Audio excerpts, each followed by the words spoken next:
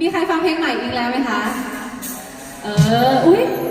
พวกเธอจะได้เป็นคนกลุ่มแรกที่ได้ฟังแบบสดๆเพราะว่าอันนี้คือกลุ่มแรกจริงเพราะว่ายังไม่ตั้งแต่ปล่อยไปยังไม่ได้ไปร้องที่ไหนแบบที่มีคนดูเลยนะคะส่วนมากจะร้องในสตูอะไรอย่างเงี้ยนะคะโอเคมาเพลงนี้ชื่อว่าคิดถึงเธอกลางวันฝันถึงเธอกลางคืนค่ะ